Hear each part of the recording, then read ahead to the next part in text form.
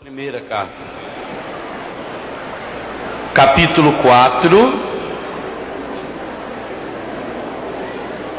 versículos 14 ao 16. 1 Timóteo, capítulo 4, versículos 14, 15 e 16. São Paulo continua nos dando ordens categóricas. Hoje ele olha para mim, olha para você. Por isso é preciso que você escute o que o apóstolo fala e não atrapalhe o seu irmão. Não negligencies o carisma que está em ti. Repitam, por favor, comigo essa frase.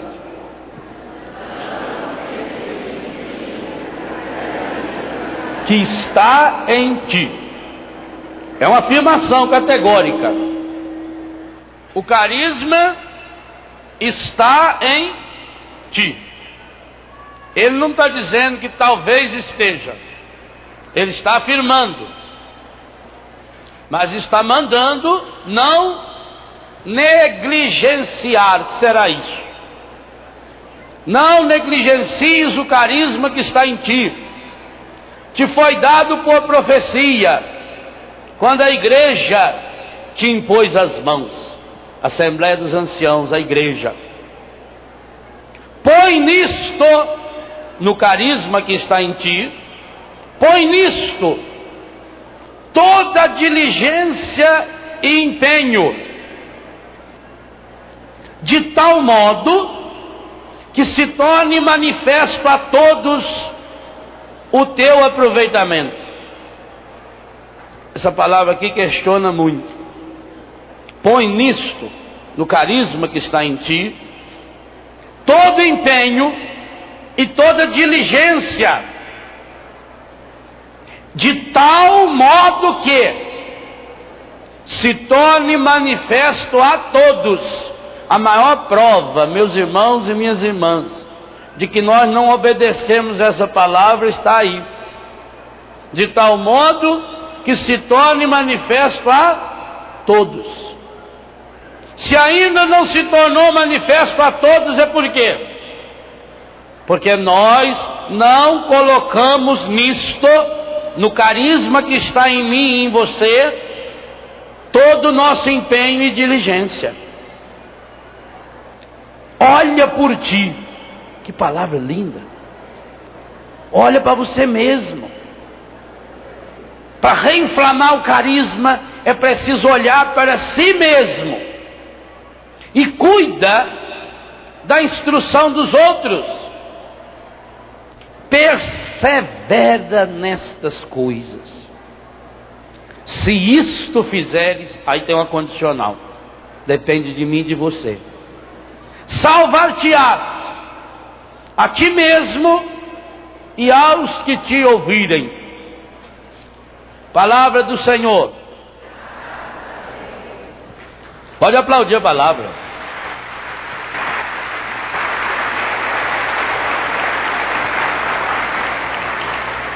Isso que São Paulo está dizendo a Timóteo, a mim e a você, é algo muito sério. São Paulo está dizendo o quê? Primeiro, que o carisma, a graça está em nós. E isso está muito claro nesse encontro. Se há uma ideia claríssima, evidente, que vem sendo falado e testemunhado desde que começou esse encontro, sexta-feira, é que a graça de Deus está em mim e em você, e nenhum pecado, nenhum erro que a gente fez ou deixou de fazer é capaz de encobri-la. Ou melhor, é só capaz de cobri-la, não é capaz de eliminá-la, de aniquilá-la. O carisma está em nós, mas nós não estamos colocando nisto todo o nosso empenho. Porque quando nós colocarmos nisso todo o nosso empenho e diligência, diz Paulo, vai acontecer que de todos vai se tornar manifesto. vai começar a contagiar as pessoas. E a maior prova de que nós não colocamos nisso todo o nosso empenho é que nós não estamos conseguindo ainda contagiar e salvar aqueles que estão ao nosso redor. E isso fica muito mais sério aqui em Curitiba, aonde Deus escolheu para realizar esse encontro.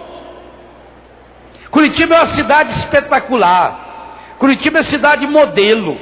É cidade que aparece em jornais no mundo inteiro como cidade modelo.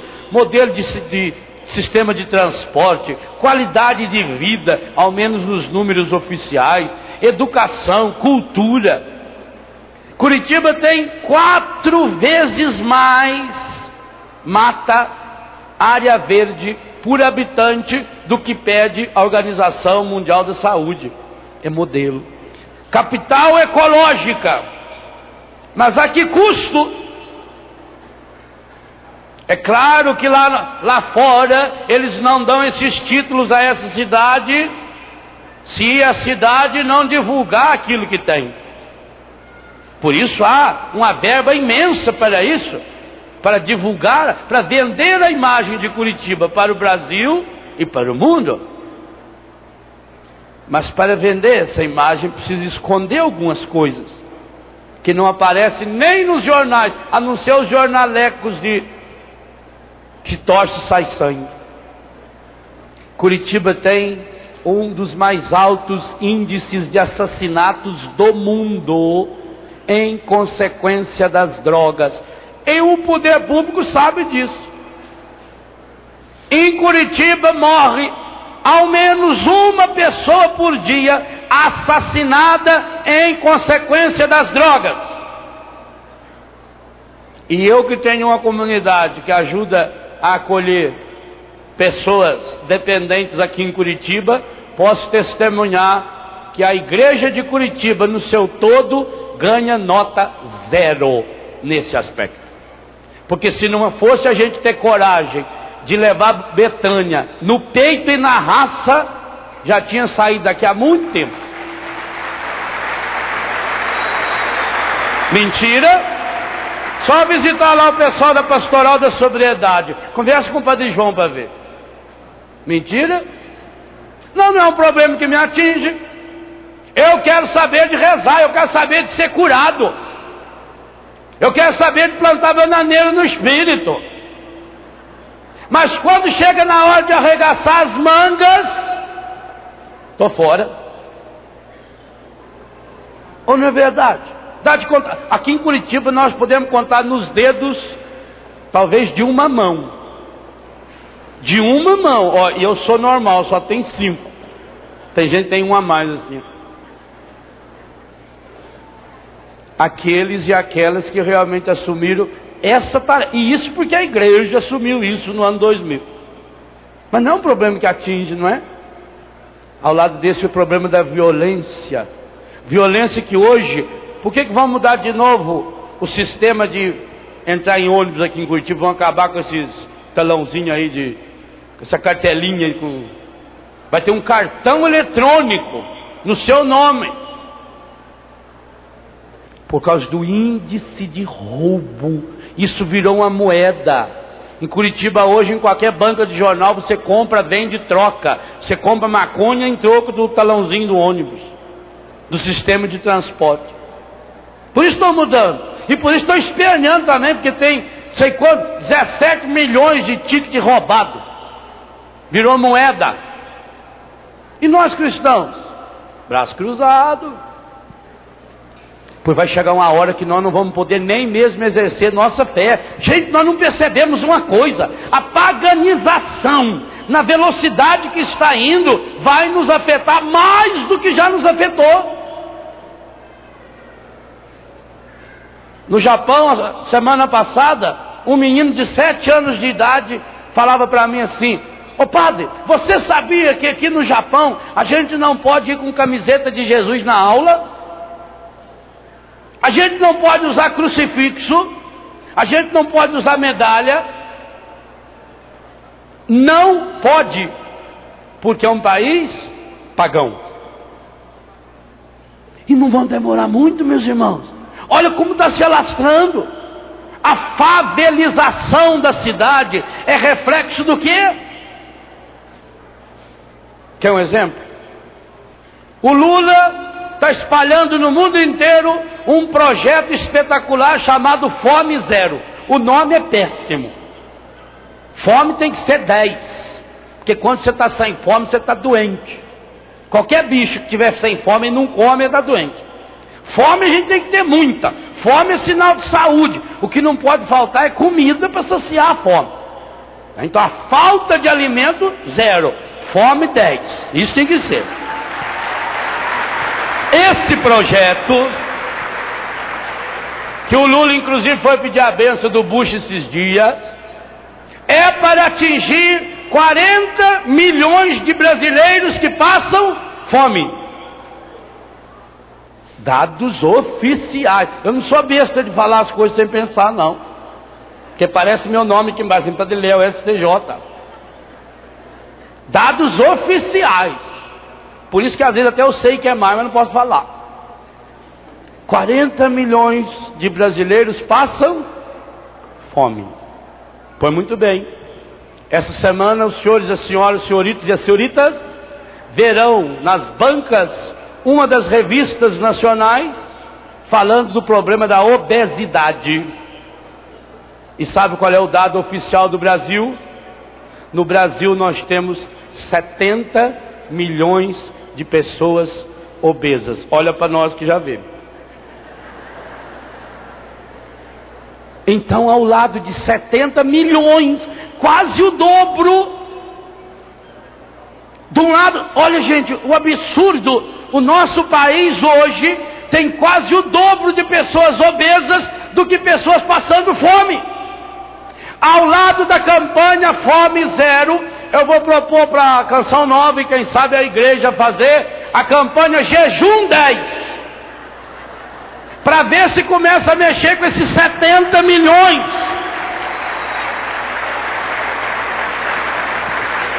E sabe o que é triste? A revista não vai falar sobre isso. Mas se fizer uma pesquisa vai descobrir que desses 70 milhões de obesos, os 98,5 se dizem católicos. Significa o quê? Enquanto alguém está morrendo de fome aqui do meu lado, eu estou comendo mais do que preciso.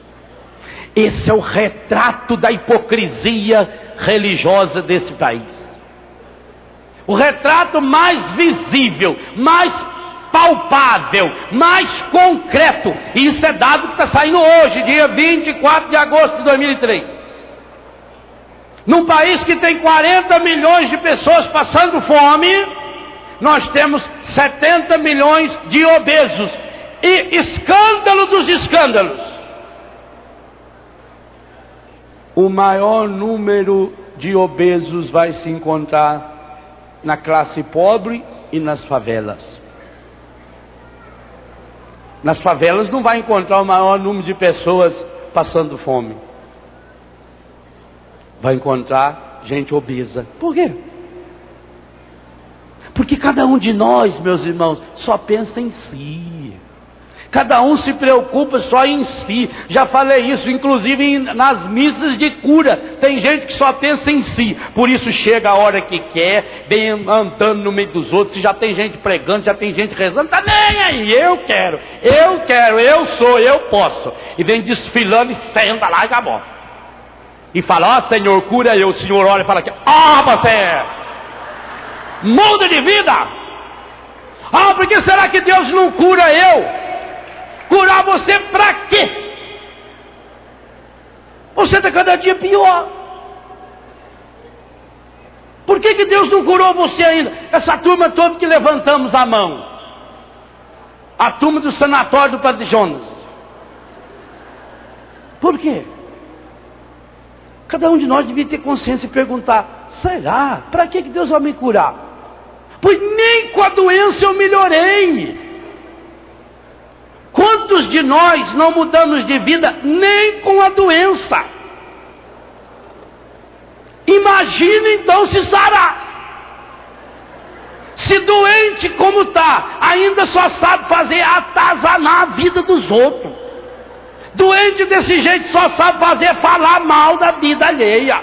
Doente desse jeito só sabe fofocar, só sabe reclamar, só sabe lamuriar. Nem doente não dobra o joelho no chão e fala: misericórdia, Senhor. Quantas pessoas que você vai visitar são doentes, você sai de lá com raiva dela, pedindo a Deus que leve logo. Não, se essa pessoa morreu, você não fala descansou, você fala descansemos. É um alívio. Tem que fazer a novena de São Dimas para ela, para ver se ela vai logo. Olha para você. O texto que mandou, olha para si. Eu tenho que olhar para mim e perguntar: o que eu aprendi com essa doença? Sabe, meus irmãos, nós cristãos, quando passamos por uma situação difícil, por uma desgraça, por uma doença, por um sofrimento, seja o que for, primeira coisa, o sofrimento, a doença, a desgraça nunca vem de Deus, nunca. A pessoa que fala que Deus manda a doença está cometendo um pecado mortal, está blasfemando. E se Deus não manda, Ele também não permite a doença. A doença ofende mais a Deus do que a nós.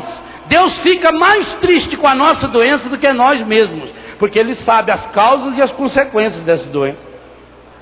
O mal não vem de Deus, nunca, nunca em nenhuma possibilidade. Mas talvez Deus permitiu para a pessoa mudar de vida. Se Deus precisa desse artifício, Ele é pior do que eu. Se Deus precisar pôr doença no mundo para ver se as pessoas se convertem a Ele, Ele é muito pior do que eu. E aí é melhor a gente seguir o encardido de uma vez. Deus não permite e não manda doença. A doença é uma ofensa. A doença é marca registrada do encardido e de cada vez que nós vivemos em comunhão explícita ou implícita, consciente ou inconsciente com Ele. Porque inconsciente também você se contamina. Se eu cair daqui, querendo ou não querendo, ou se alguém me empurrar, ou se eu pular, eu corro o risco de machucar. Então, inconsciente, quando nos contaminamos inconscientemente, também estamos contaminados.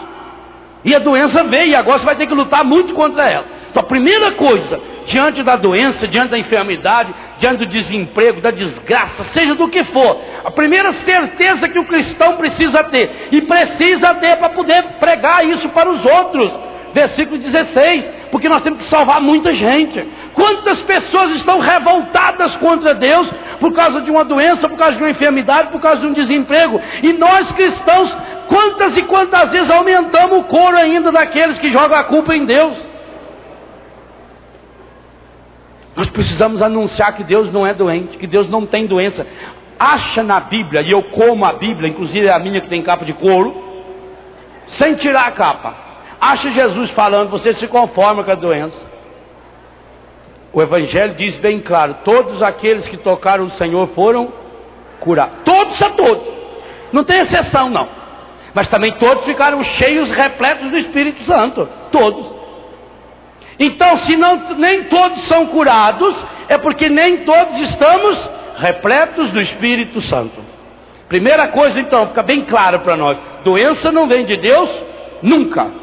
Segunda coisa, quando me vem uma doença, quando me vem um sofrimento, quando me vem uma desgraça, ao invés de perguntar por que isso me aconteceu, porque nessa hora em que eu fico tentando descobrir os porquês, eu já estou me associando ao encardido. Cada pessoa sabe disso, gente. Na dor, a gente não consegue pensar direito. A dor que você teve há um mês, não adianta nada para a dor que você tiver. Qual é a pior dor que você já teve? Aquela que você estiver tendo hoje. Qual é a maior dor que existe no mundo? A sua. Não é? Porque a do outro eu posso até dizer: coitado, olha, estou com a minha solidariedade a você, viu? Vou rezar muito para você, mas você continua com a sua dor. Não posso fazer nada para você. Então nunca pergunte por que eu.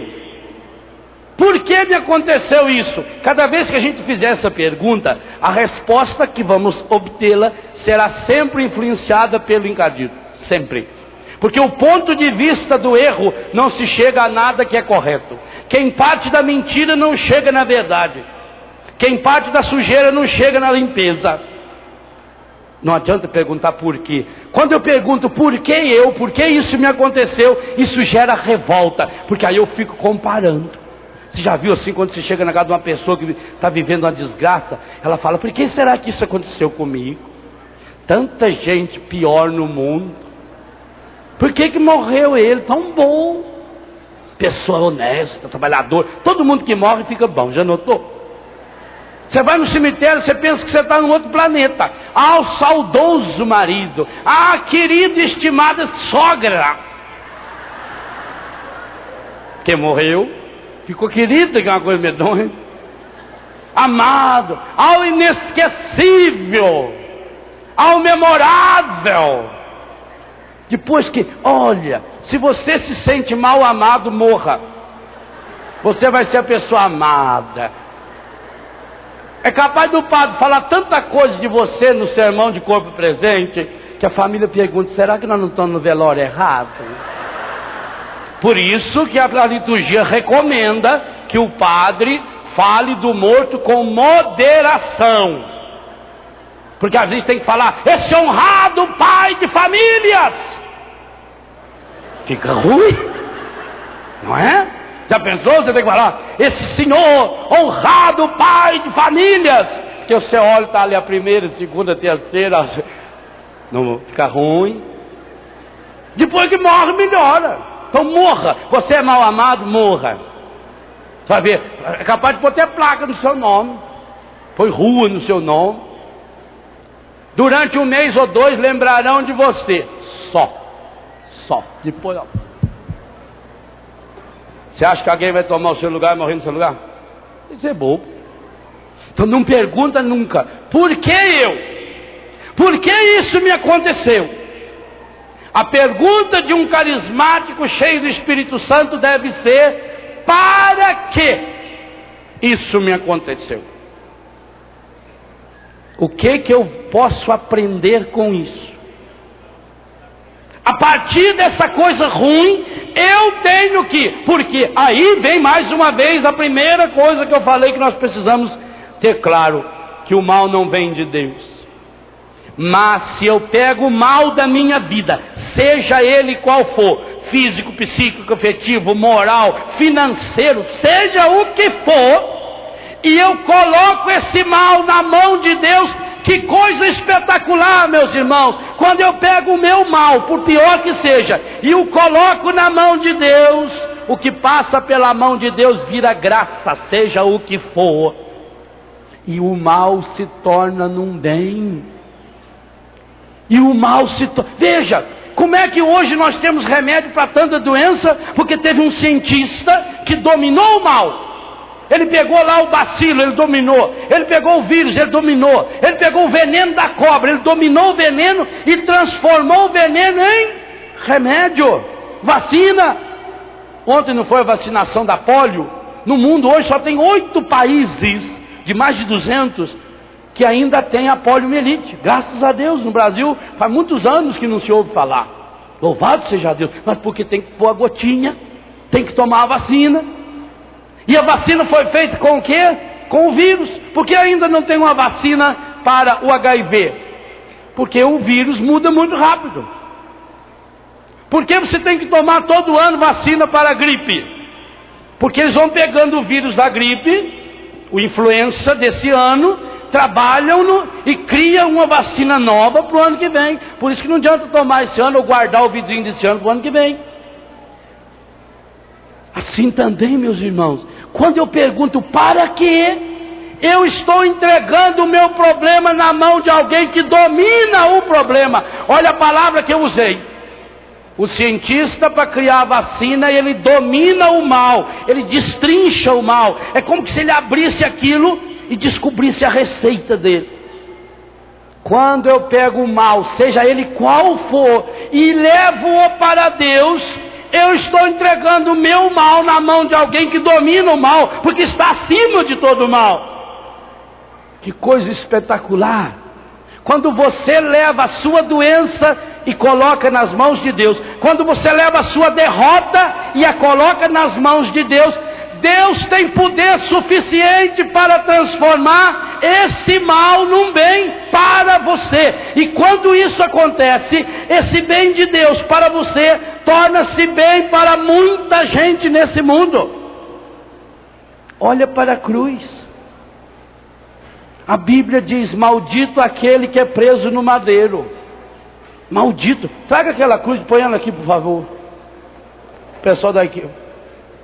Põe essa cruz aqui para o pessoal ver melhor.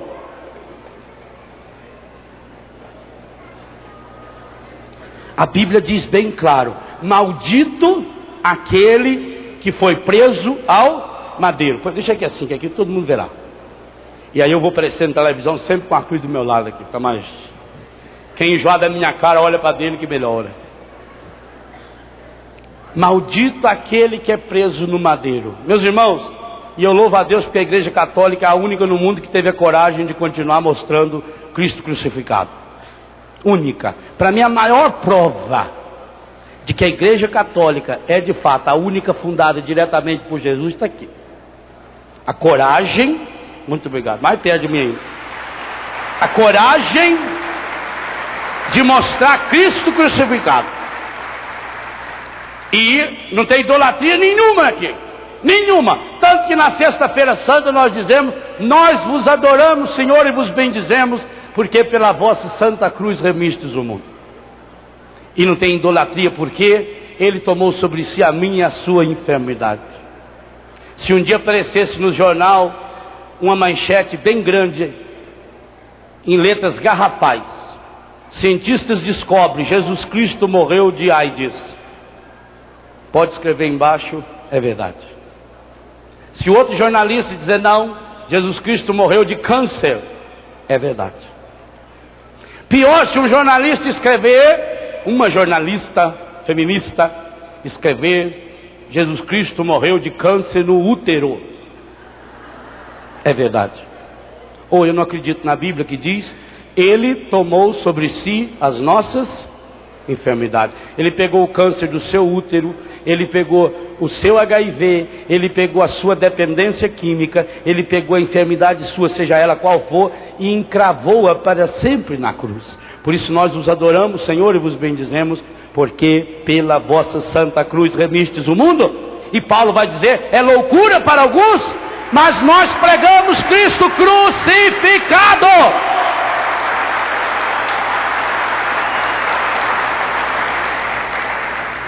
A única coisa feita pela mão do ser humano que está no céu. Só tem uma coisa que o ser humano fez e que está lá no céu. Qual é? As 5 chagas no corpo de Jesus. Ele ressuscitado mostrou para Tomé: põe a mão aqui do meu lado. O corpo do Cristo ressuscitado não curou as chagas dos pés, das mãos e do lado. Essa é uma marca que Jesus Cristo levou para o céu, para que você soubesse que Ele está hoje, amanhã, ontem e por toda a eternidade, com o seu coração rasgado, com as suas mãos e os seus pés transpassado, para que você continue fazendo o que Ele mandou Tomé fazer. Põe a mão aqui no meu lado, Tomé. Na hora da sua dor mais terrível, na hora que você sentisse a pior pessoa do mundo, olha para Jesus. Olha para o crucificado. Tenha em casa um crucifixo. Não tenha medo. O mundo que fala tanto em idolatria é aquele mundo que está nos levando a pior de todas as idolatrias. A nova era é a mãe de toda idolatria. Por isso que ela inclusive vai roubando os símbolos cristãos e tentando mostrar ele com um jeito novo. Talvez você que está assistindo televisão agora, se mudar de canal, vai ver mostrando uma assembleia, uma igreja como essa aqui, só que não é católica. É muito fácil você saber se uma igreja é católica. Olha para a cruz. Se nessa cruz tiver um Cristo, e diga a você, quanto mais feio for o Cristo na cruz, mais parecido é com aquele menino da fotografia. Então você sabe, essa é a minha igreja. Agora, se você vê uma cruz só em neon, muito bonita, no telhado, ou uma cruz que aparece assim, toda colorida, toda enfeitada, muda de canal. Não é a cruz de Jesus, e essa não salva ninguém, a não ser aqueles que vendem essa imagem. Esse é o Cristo da nova era. E diga-se de passagem, essa também é uma das maiores desgraças de Curitiba. Porque basta você entrar dentro do ônibus circular que você sabe que os membros de determinadas igrejas em Curitiba têm mais força do que os católicos. Isso é uma vergonha em saber. Curitiba já teve 42 seminários maiores e menores. Não tem nenhum bairro nessa cidade que não tem uma grande igreja católica, mas algumas delas estão só para enfeitar. Porque nós não temos a coragem de assumir esse Cristo no qual nós cremos. E por isso está aí essa miséria social, a favelização, a violência, de você não ter coragem de sair na rua mais, de você escutar rádio em Curitiba. Escuta, eu estou falando de rádio sério. A CBN, por exemplo, é uma rádio séria, uma rádio jornalística. Você está escutando a rádio 90.1 aqui em Curitiba, de vez em quando eles falam: olha, se caso aparecer um bandido, você fique sempre na fila do meio, não fique na fila lateral, cuida, não chega muito perto do semáforo, mantenha uma certa distância para você sair. Isso você escuta na rádio CBN de Curitiba. Não é de Tel Aviv, não é de Bagdá, não é da favela do Rio de Janeiro. É da nossa capital ecológica, que tem que ser também a capital cristã. E poderá ser. Deus não faz a graça dele acontecer aonde não tem gente para respondê-la. Deus não faria um encontro desse tamanho aqui se não tivesse tanta gente com essa sede, com esse desejo profundo de um encontro com ele. Ele só está respondendo ao que você quer. E nós podemos fazer. Se nós começarmos a perguntar o para quê. Se cada um de nós que levantamos as mãos: eu estou doente, sim, eu estou doente, eu, Léo, estou doente, você também está. Mas eu estou pedindo a Deus a graça de que a minha doença contribua para a saúde. E se a minha doença física contribuir para a saúde espiritual de uma pessoa, louvado seja Deus, quero morrer hoje, Senhor, porque eu estou feliz. Levei alguém para o céu. Já pensou a felicidade de levar alguém para o céu? Nenhuma pessoa que tenha levado alguém para o céu vá para o inferno. Nenhuma. Grave isso no seu coração. Se um dia você tiver consciência: eu levei alguém para o céu, então pode ter certeza que você já levou 2 pessoas. Você foi a segunda. Nenhuma pessoa nesse mundo que conseguir levar alguém para o céu vai conseguir ir para o inferno, a não ser que renuncie o amor de Deus. E isso eu sei que você não quer fazer, eu também não quero. Então põe a sua doença, põe a sua miséria, põe o seu vício a serviço do Rei. Meu irmão, minha irmã, não existe situação que, levada aos pés da cruz de Jesus, não tenha solução. E mais lindo e maravilhoso, se transforma num bem. Porque eu dizia, quando pedi para trazer o crucifixo aqui, aqui está o retrato do pior que a humanidade é capaz de fazer.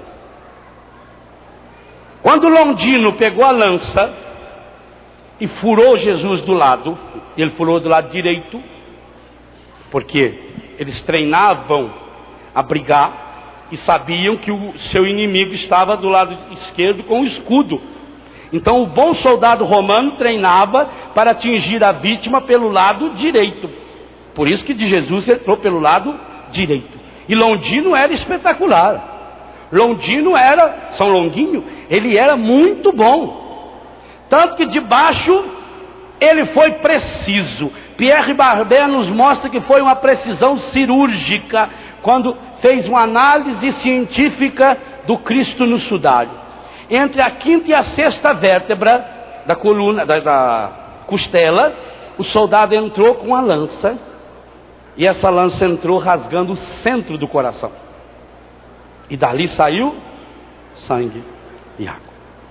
Nós estamos bebendo dessa torrente de graça até hoje.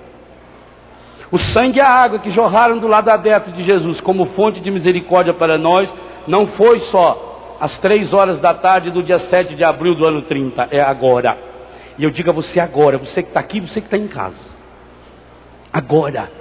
Tenha coragem que teve Londino. Quem era Londino? Londino era um centurião romano, um chefe de 100.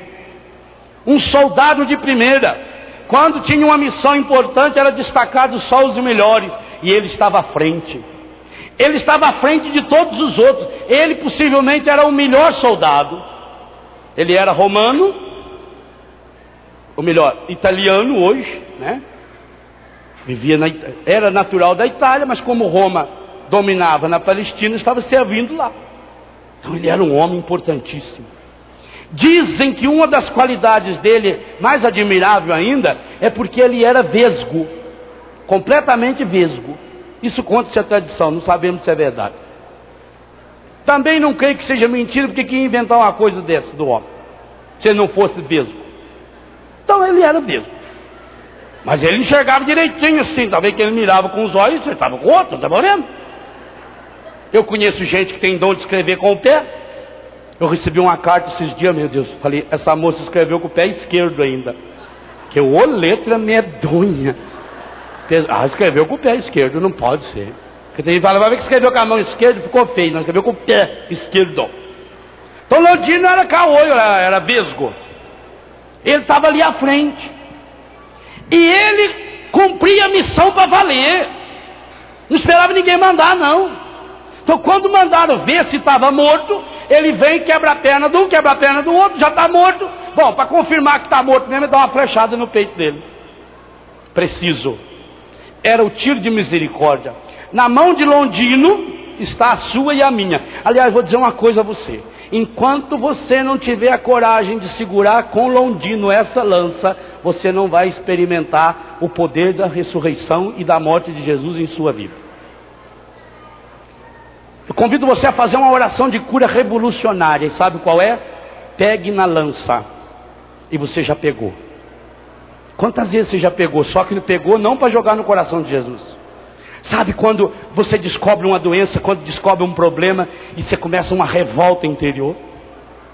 Você começa a ficar amargurado. E você até inconscientemente briga com Deus. Naquela hora você está pegando na lança, pois eu digo a você, explicita essa lança. Tenha coragem de falar tudo que você pensa para Deus. Tudo. Tenha coragem de xingar Jesus diretamente para Ele. Ponha-se diante do crucifixo, segura na mão a lança e dizer, Senhor, hoje eu quero segurar nessa lança com Londrino e enfiar no seu coração toda a minha revolta, toda a minha decepção, toda a minha amargura. Porque, gente, se eu não levo a minha decepção, a minha revolta e a minha amargura para o Senhor, eu levo para outros senhores. E quando eu levo a minha amargura para o mundo, pior ainda mais, aumenta a infecção. Porque quando a gente está resfriado, a gente toma algum cuidado, toma um remédio quente, fala, não toma vento. Porque se eu tomar vento, se eu não me cuidar, o remédio que eu tomei, ao invés de matar a minha doença, vai fortalecer a minha doença. Por que não se pode parar de tomar antibiótico?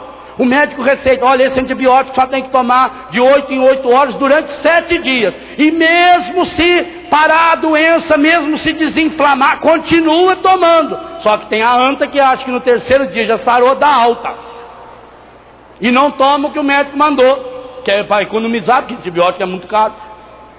Não, a ferida já desapareceu. Inflamação, já me dei alta. Desapareceu? Não, ela está dormindo agora. E aí agora ela vai transformar aqueles 3 dias que você deu de remédio, vai transformar em vitamina. Com calma, vai ficar lá deitada, 1 semana, 2, 1 mês depois, volta pior. Então quando o médico mandar você tomar antibiótico, toma os 7 dias. Se for uma dose maior, tome essa dose maior. Porque esse processo que nós fazemos com o corpo, nós fazemos com o coração. Então quando eu estou revoltado, você fica, eu fico. Não tem gente nesse mundo que não fica. Jesus ficou.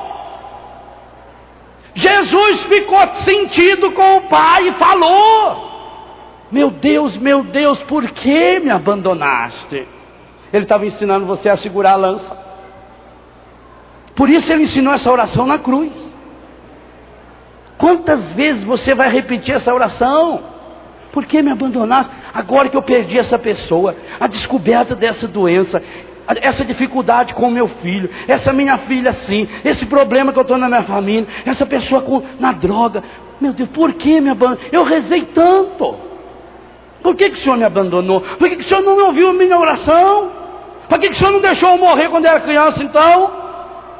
Para que o Senhor me chamou então? Para que o Senhor deixou eu virar padre? Se fosse para eu ser a merda desse padre que eu tenho sido, Senhor.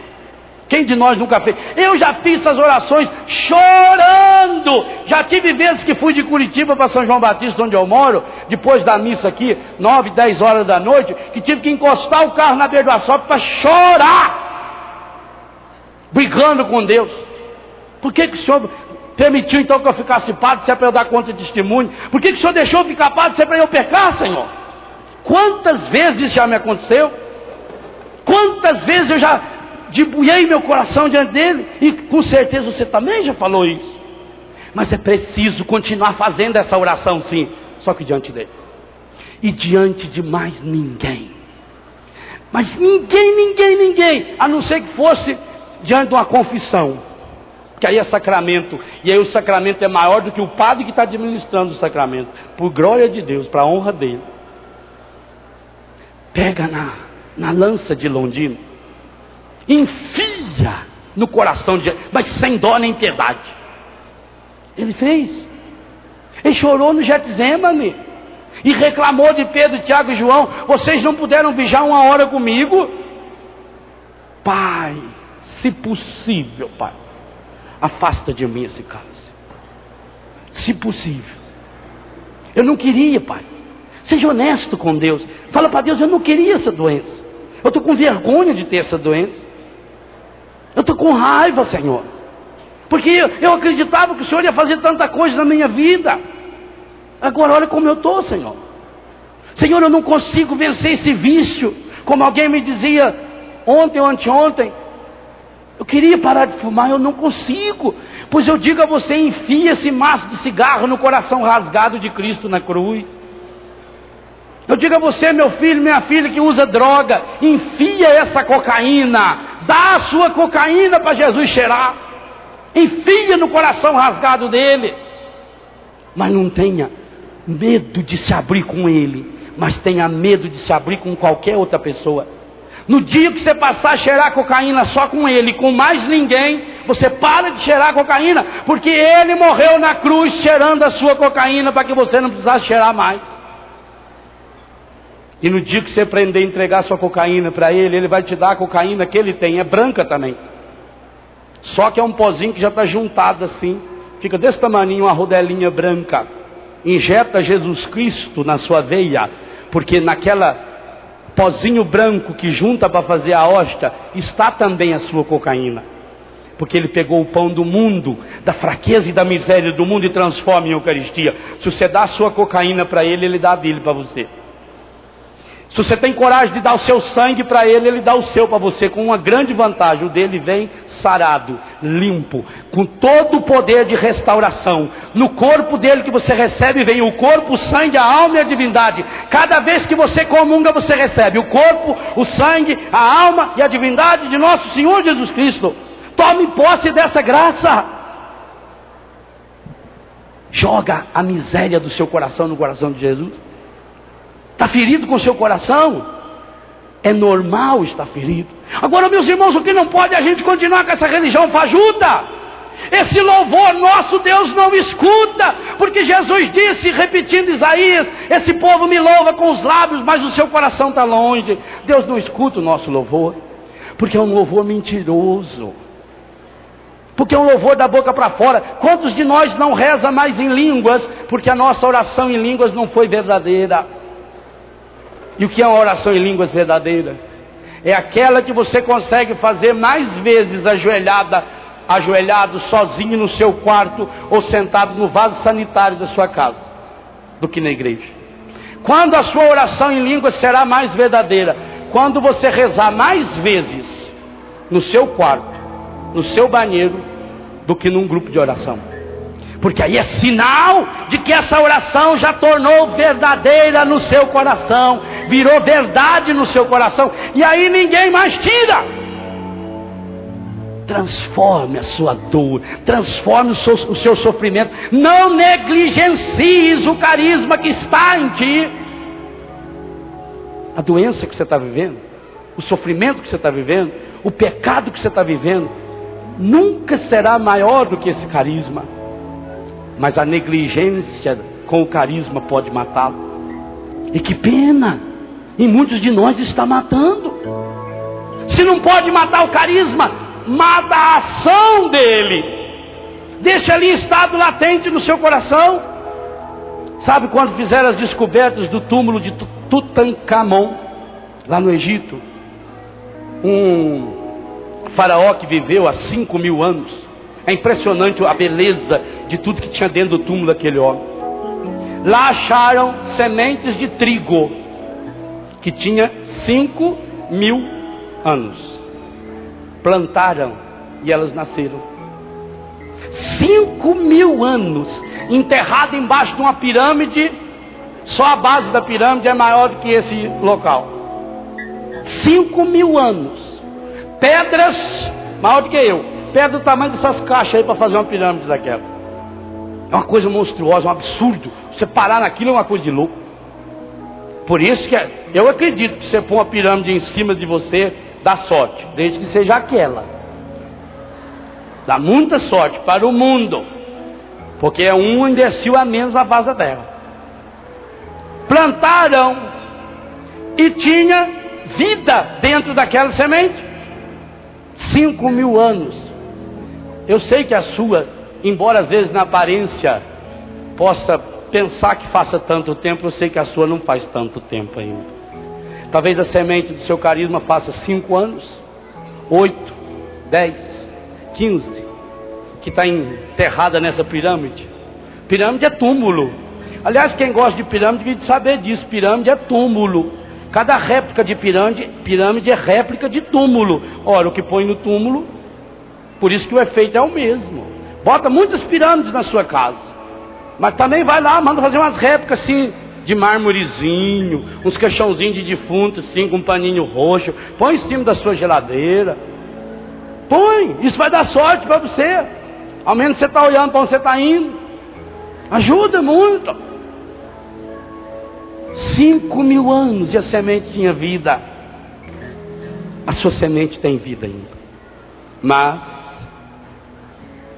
se a gente não tiver a coragem de tirar a casca dessa semente.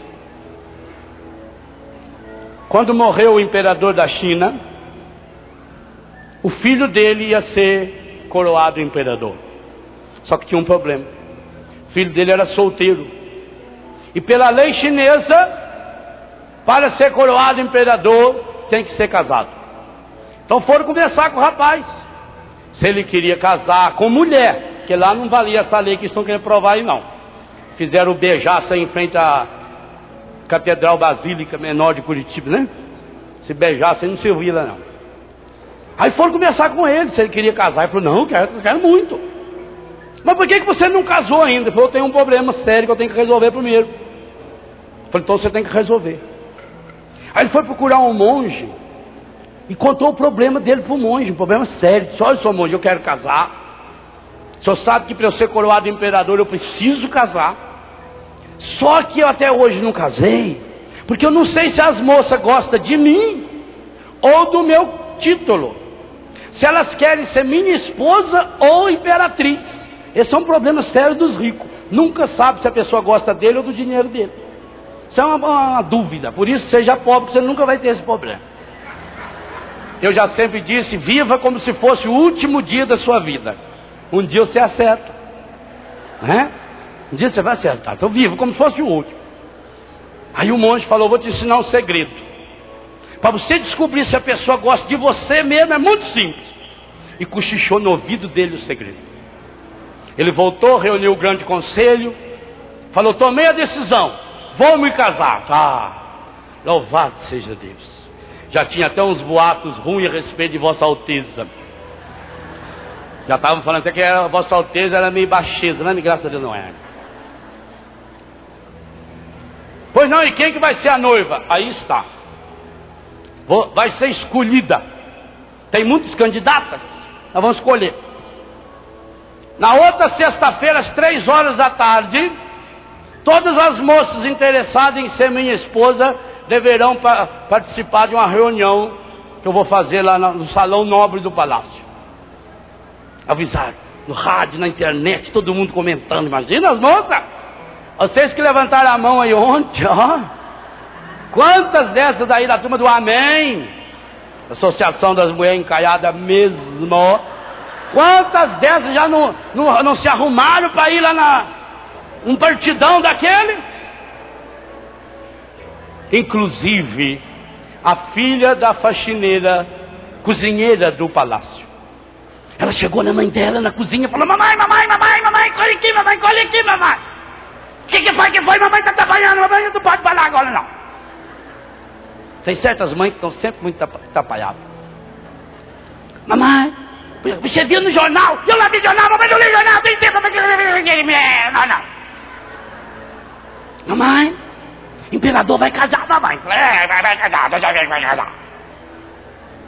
Vai ter reunião para escolher a noiva. Vai ter. E eu vou ter que fazer o lanche ainda. Mamãe, vai ser na outra sexta-feira, 3 horas, hora da misericórdia. Mamãe, você quer ver? Eu vou participar da reunião. Você não pode! Não pode! Se você for lá, ele vai contar pescoço, você não pode ir! Ah, mamãe, mas eu... Ai, mas ele é tão lindo, mas tão melelinho assim que vai... Você não pode ir! Você é empregada! Se o imperador descobrir que é você que está lá, ele corta seu pescoço na hora! Promete, mamãe, que você não vai! Prometo. Mulher, quando põe uma coisa na cabeça, esqueça. 3 horas da tarde, aquele tanto de moça, quem estava lá no meio? Ela. Tá lá. Arrumou direitinho, pôs a chinelinha havaiana, enfiou um lápis assim no cabelo. 3 horas em ponto, bateu o bumbo. Vai entrar Sua Alteza Imperial. Todos têm que baixar a cabeça. Entrou o imperador. Lindo. Olha o modelo. Mais ou menos. Puxa aqui os olhos um pouco, você vai ter uma leve impressão. Ele bonito, arrumado. Ele falou: nossa, eu estou feliz demais de ver tantas moças. Eu não imaginava que tinha tantas. Muito obrigado. Bem, vocês vão convir comigo que não tem como eu escolher uma. Falar: ô, papai mandou dizer que é esse. Não tem jeito.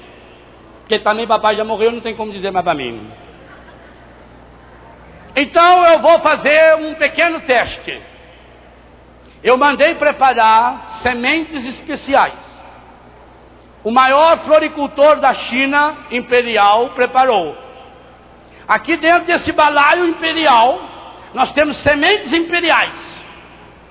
Cada invólucro é pacotinho. Cada invólucro com o carimbo real tem uma semente e somente uma dentro. Cada um só tem uma. Cada moço só pode pegar uma. E tem aqui também o potinho imperial, onde deverá se plantar essa semente. Daqui 15 dias, a moça que me trouxer a semente a flor mais linda, será minha esposa. Agora, não pode pedir ajuda de ninguém. Eu quero que cada uma plante por si mesma. Não pode pedir de ninguém. Todos os floricultores da China estão proibidos de ajudar. As que quiserem livremente na saída, pegue das minhas mãos o invólucro com o pacotinho, com a semente dentro e o potinho. Ela foi. Pegou da mão do imperador, quase morreu. Que as perninhas amarelinhas dela que tremia. Ela chegou na cozinha e falou: mamãe, aqui mamãe, olha. Mamãe, Eu fui na reunião.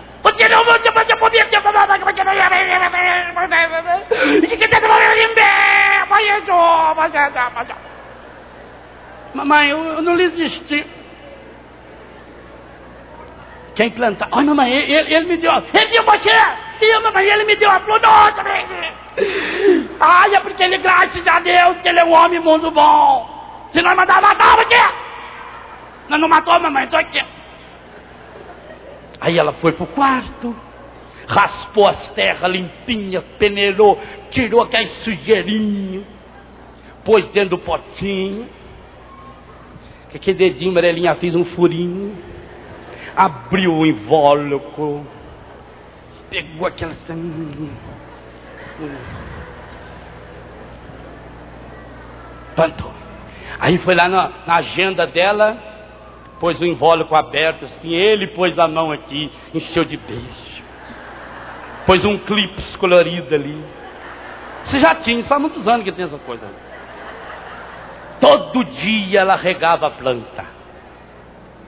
Faltava um dia. Ela chegou triste, falou assim: mamãe, quem foi? Mamãe, plantinha não nasceu. Não nasceu, claro que não ia nascer.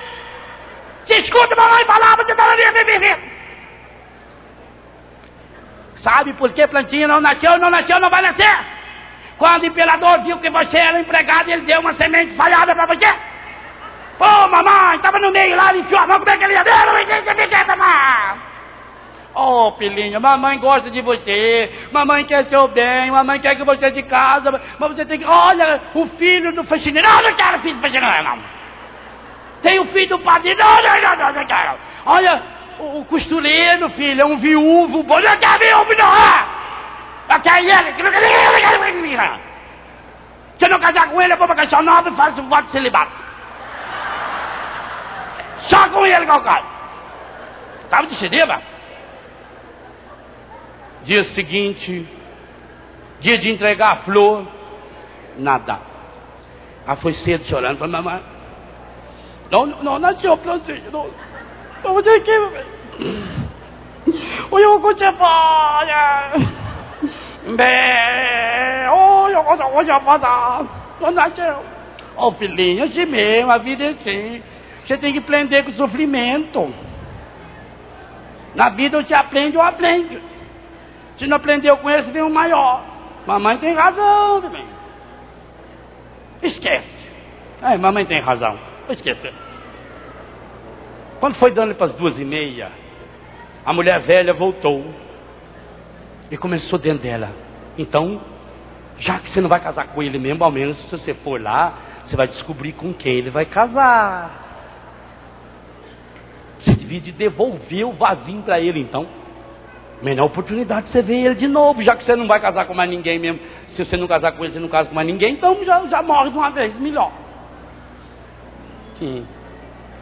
Achou o chinelinho de dedo, pegou aquele potinho e foi. Já foi decidido, jogar na cara dela.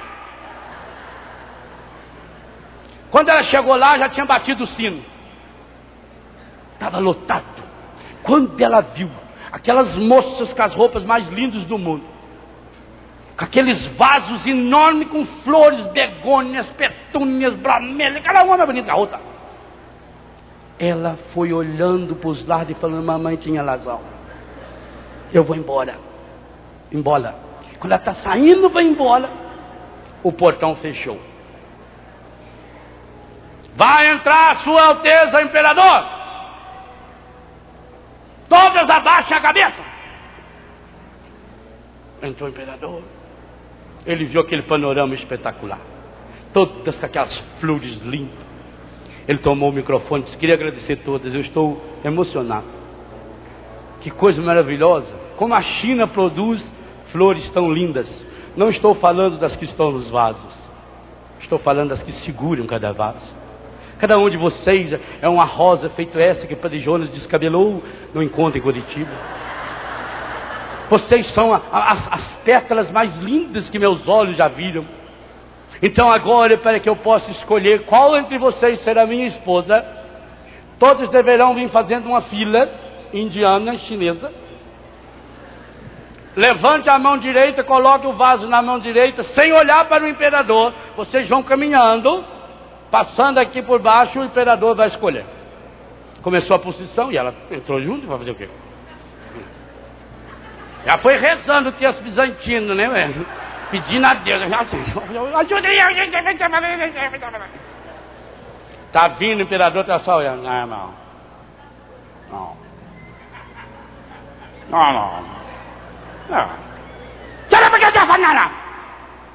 Era ela. Vou traduzir. Traga essa mocinha imediatamente aqui. Ela ficou apavorada. 2 grandão assim de terno preto já pegou no braço dela. E ela, perninha bamba. Ai, se minha mãe souber. Tô flita. Cabeça baixa, chegou na frente dele. Ele olhou para ela e falou: Canta rachanaya! Levante a cabeça. Ela levantou a cabeça. Olhou para ele, ele olhou aquele zóio lindo dela, lacrimejante. Ele segurou na mão dela. Pegou o microfone e disse: eu queria muito agradecer a todos vocês que compraram essas flores tão lindas para mim. O dinheiro que eu tenho como imperador, eu posso comprar todas as flores que vocês compraram. Eu disse que as sementes tinham sido preparadas, e todas elas tinham sido preparadas para dar o único fruto que o meu coração enxerga: a verdade. Essa é a minha futura esposa. É a única que trouxe a verdadeira semente que eu dei. As demais compraram lindas flores para mim.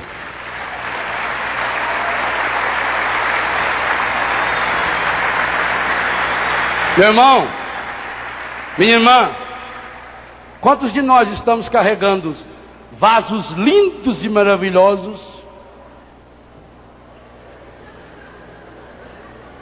para o mundo? Talvez você ache que você vai ser escolhido porque você tem capacidade de comprar a flor mais bonita. O Espírito Santo é uma semente que tem dentro do nosso coração, que só brota aos olhos daquele que nos enxerga com esses olhos. Esses olhos. E eu queria que você hoje deixasse o Espírito Santo enxergar o seu coração. Deus vê o coração, sonda com a compaixão e sabe o tamanho da sua dor. Ele não pode pôr limites no seu amor, pois sabe até onde vai todo pecador.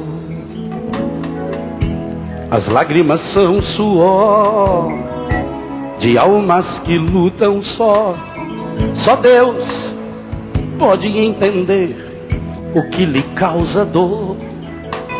Agora, pensa no seu Senhor, recorra ao seu amor e creia, Ele é fiel, justo é o seu amor. Pare de se maltratar, não queira aos outros culpar. Diga, por hoje não, por hoje eu não vou mais pecar. Estenda a sua mão para Ele e abra o seu coração. Não interessa onde você está, volta pro seu Senhor e se abra a restauração. Com Cristo você vai. Eu não me acostumei nas terras